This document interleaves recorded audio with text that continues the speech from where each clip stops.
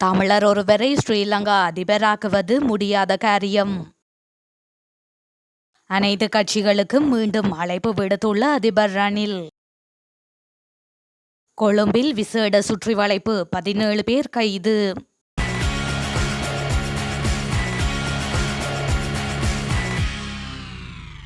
ஈழத்தமிழர் விவகாரங்களுக்கு முன்னர் குரல் கொடுத்து வந்த நடிகரும் தேமுதிக தலைவருமான விஜயகாந்த் உடல்நலக்குறைவின் காரணமாக இன்று காலமானார்.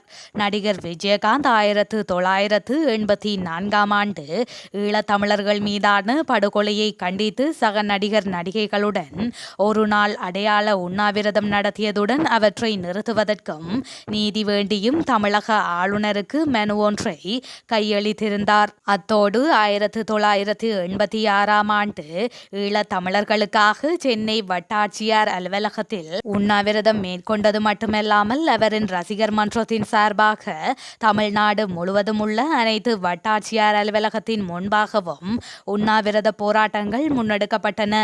அத்துடன் தொடர்ந்து ஈழத்தமிழர்களுக்காக குரல் கொடுத்து வந்த அவர் 1989 ஆண்டுகளில் மண்டபம் உள்ளிட்ட முகாம்களில் அகதிகளாக வசிப்பவர்களுக்கு உதவி புரிந்தும் வந்துள்ளார்.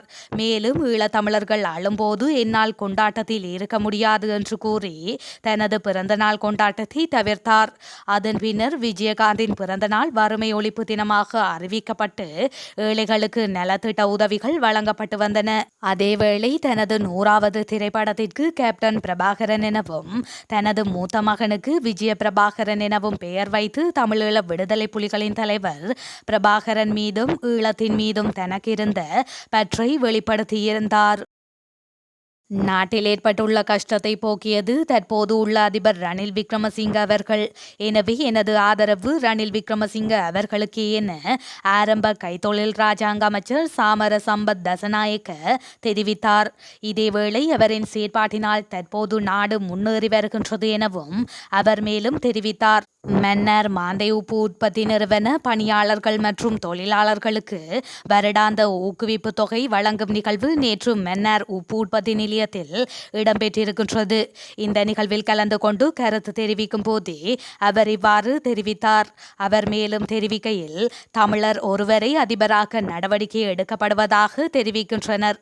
அது முடியாத காரியம். தமிழர் ஒருவர் எவ்வாறு ஸ்ரீலங்கா அதிபராக வர முடியும்?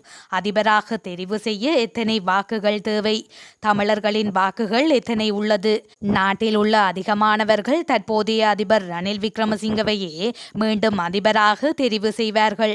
கடந்த காலங்களில் மக்கள் எதிர்நோக்கிய பிரச்சினைகள் மக்களுக்கு நன்றாக தெரியும். எனவே மக்கள் ரணில் விக்ரமசிங்கவிற்கு ஆதரவு வழங்குவார்கள் என அவர் மேலும் தெரிவித்துள்ளார். இன்று நாடு நிறைவேற்ற வேண்டிய 2 பிரதான பொறுப்புகள் உள்ளன. எந்த கட்சியை பிரதிநிதித்துவப்படுத்தினாலும் அந்த இரு இலக்குகளை அடைவதில் தன்னுடன் இணையுமாறு அனைத்து அரசியல் கட்சிகளுக்கும் மீண்டும் அழைப்பு விடுப்பதாக அதிபர் ரணில் விக்ரமசிங்க தெரிவித்துள்ளார். பதுளை குருதலாவ முஸ்லிம் மத்திய கல்லூரியின் 100ஆண்டு விழாவில் நேற்று கலந்து கொண்டு உரையாற்றும் போது அவர் மேற்கண்டவாறு குறிப்பிட்டுள்ளார். இவ்விடயம் குறித்து மேலும் அவர் கருத்து தெரிவிக்கையில், நாட்டின் குழந்தைகளுக்கு நல்ல எதிர்காலத்தை கட்டியெழுப்பும் வகையில் அரசாங்கம் ஆரம்பித்துள்ள வேலை திட்டத்தை வலுவாக முன்னெடுத்து செல்ல வேண்டும். அதற்கு உலக நாடுகளின் ஆதரவை பெற்றுள்ளோம். இந்த வேலை திட்டத்துடன் நாம் முன்னோக்கி சென்றால் நிச்சயமாக நாட்டின் நிலையான பொருளாதாரத்தை உருவாக்க முடியும். அதே நேரம் நாட்டின் ஏனைய பிரச்சினைகளும் தீர்க்கப்படும். எனவே நாட்டின் பொருளாதாரத்தை கட்டியெழுப்புவதற்கு அரசியல் கட்சிகள் உட்பட அனைத்து தரப்பினரும் ஆதரவு தர வேண்டும் என அழைப்பு விடுத்தேன். ஆனால் நாங்கள் எதிர்பார்த்த பதில் கிடைக்கவில்லை. இந்த நாட்டில் இன்று தீர்க்கப்பட வேண்டிய 2 பிரதான பிரச்சினைகள் உள்ளன. அவர்கள் எந்த கட்சியை சேர்ந்தவர்களாக இருந்தாலும் அந்த பிரச்சினைகளை தீர்ப்பதற்கு எம்முடன் இணைந்து செயற்படுமாறு மீண்டும் கோரிக்கை விடுக்கின்றேன். நாட்டின் நிலையான பொருளாதாரத்தை கட்டியெழுப்புவது முதல் விடயமாகும். 2வது விடயம் நாட்டின் இன பிரச்சினைக்கு தீர்வு காண்பதாகும். ஒரு நாட்டை முன்னோக்கி கொண்டு செல்ல நாட்டில் நல்ல பொருளாதாரம் மற்றும் மக்கள் ஒற்றுமையாக இருக்க வேண்டும். அத்துடன் இலங்கையர் என்ற அடையாளம் உறுதிப்படுத்தப்பட வேண்டும் என்றும் அவர் மேலும் குறிப்பிட்டுள்ளார். இலங்கையில் போதைப்பொருள் மற்றும் பாதாள உலக குழுக்களுடன் தொடர்புடைய நடவடிக்கைகளில் ஈடுபட்டு வரும் 30 பேர் வெளிநாடுகளில் இருப்பதாக ஸ்ரீலங்கா பொதுமக்கள் பாதுகாப்பு அமைச்சர் டிரானலஸ் தெரிவித்துள்ளார். இதன்படி குறித்த தரப்பினர் துபாய் மற்றும் பிரான்ஸ் ஆகிய நாடுகளில் இருப்பதாக அவர் குறிப்பிட்டுள்ளார். அத்துடன் அவர்களை சட்டப்படி கைது செய்யும் நடவடிக்கைகள் தற்போது முன்னெடுக்கப்பட்டு வருவதாகவும் அவர் கூறியுள்ளார். வெளிநாடுகளில் இருந்து போதைப்பொருள் மற்றும் பாதாள உலக குழுக்களுடன் தொடர்புடைய நடவடிக்கைகளை இலங்கையில் முன்னெடுக்கும் தரப்பினரை கைது செய்வதற்கான விசேட வேலை திட்டம் ஆரம்பிக்கப்பட்டுள்ளதாக டிரானலஸ் தெரிவித்துள்ளார். இந்த நடவடிக்கையின் மூலம் கைது செய்யப்படும் தரப்பினரை நாடு கடத்த தேவையான நடவடிக்கைகளும் எடுக்கப்படும் என அவர் குறிப்பிட்டுள்ளார். அத்துடன் துபாய் மற்றும் பிரான்ஸ் ஆகிய நாடுகளில் உள்ள சந்தேக நபர்களை கைது செய்வது தொடர்பான பேச்சுவார்த்தைகள் அந்தந்த நாடுகளுடன் ஏற்கனவே தாம் ஆரம்பித்துள்ளதாகவும் அவர் கூறியுள்ளார். பொதுமக்கள் பாதுகாப்பு அமைச்சால் முன்னெடுக்கப்பட்டுள்ள இந்த விசேட தேடுதல் நடவடிக்கைகளுக்கு இடையூறுகள் ஏற்படுத்தப்பட்டாலும் எதிர்வரும் 6 மாதங்களுக்குள் போதைப்பொருள் மற்றும் பாதாள உலக குழுக்களின் செயற்பாடுகளை முற்றாக கட்டுப்படுத்துவதாக டிரானலஸ் மேலும் தெரிவித்துள்ளமை குறிப்பிடத்தக்கது. சென்னையில் 30 இடங்களில் குண்டுகள் வெடிக்க உள்ளதாக வந்த அழைப்பால் பெரும் பரபரப்பு ஏற்பட்டுள்ளது. இது தொடர்பில் மேலும் தெரிய வருவதாவது: சென்னையில் 30 இடங்களில் வெடிகுண்டு வைத்திருப்பதாக காவல்துறை தலைமை அலுவலகத்திற்கு இமெயில் மூலம் மர்ம நபர் ஒருவர் மிரட்டல் விடுத்துள்ளார்.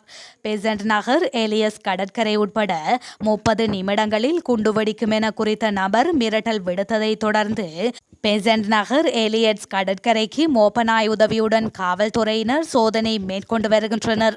குண்டுகள் வெடிக்க உள்ளதாக காவல்துறை தலைமை அலுவலகத்திற்கு மின்னஞ்சல் மூலம் மிரட்டல் விடுத்த நபர் யார் என்று விசாரணை நடந்து வருகின்றமை குறிப்பிடத்தக்கது. கொழும்பு மாளிகாவத்தை பகுதியில் போலீசாரால் மேற்கொள்ளப்பட்ட விசேட சுற்றிவளைப்பில் 17 பேர் கைது செய்யப்பட்டுள்ளதாக தெரிவிக்கப்படுகின்றது. குறித்த சுற்றிவளைப்பானது நேற்று இரவு 10 மணி முதல் அதிகாலை 2 மணி வரை மாளிகாவத்தை, கொத்தாராமா மற்றும் அதன் அடுக்குமாடி குடியிருப்புக்கு அருகாமையில் இலங்கை போலீசார், போலீஸ் விசேட அதிரடிப்படை மற்றும் இராணுவத்தினர் இணைந்து யுக்திய விசேட தடுப்பு நடவடிக்கையினை மேற்கொண்டிருந்தனர். இதன்போது போதைப்பொருள் மற்றும் ஊழலுக்கு எதிரான குற்றங்களுக்காக 14 சந்தேக நபர்களும் 3 சந்தேக நபர்களும் இதன்போது கைது செய்யப்பட்டுள்ளனர். மேலும் இந்த நடவடிக்கைகளின் போது 3360 மில்லிகிராம் ஹெரோயின், 8640 மில்லிகிராம் ஐஸ் போதைப்பொருள் மற்றும் 1300 மில்லிகிராம் கஞ்சா போலீசாரால் கைப்பற்றப்பட்டுள்ளன. மேலும் நாடளாவிய ரீதியில் நேற்று முதல் இன்று அதிகாலை வரை மேற்கொள்ளப்பட்ட சுற்றி வளைப்புகளில் 1422 சந்தேக நபர்கள் கைது செய்யப்பட்டுள்ளனர். 35 சந்தேக நபர்கள் விளக்கமறியலில் வைக்கப்பட்டு மேலதிக விசாரணைகள் மேற்கொள்ளப்பட்டு வருவதாக போலீசார் தெரிவித்துள்ளனர். அத்துடன் 3 சந்தேக நபர்களுக்கு எதிராக சட்டவிரோத சொத்துக்கள் தொடர்பான விசாரணைகள் ஆரம்பிக்கப்பட்டுள்ளதுடன் போதைக்கு அடிமையான 37 பேர் புனர்வாழ்வு நிலையங்களுக்கு அனுப்பி வைக்கப்பட்டுள்ளனர். போலீஸ் போதைப்பொருள் ஒழிப்பு பிரிவு மற்றும் விசேட அதிரடிப்படையில் பதிவு செய்யப்பட்ட சந்தேக நபர்கள் பட்டியலில் இருந்து 73 சந்தேக நபர்களும் கைது செய்யப்பட்டுள்ளனர். இந்த விசேட நடவடிக்கையின் போது ஹெரோயின் 347 கிராம், ஐஸ் 827 கிராம், கஞ்சா 5 கிலோ 475 கிராம், கஞ்சா செடிகள் 6691, மாவா 208 கிராம், போதை மாத்திரைகள் 3574 என்பன கைப்பற்றப்பட்டுள்ளன.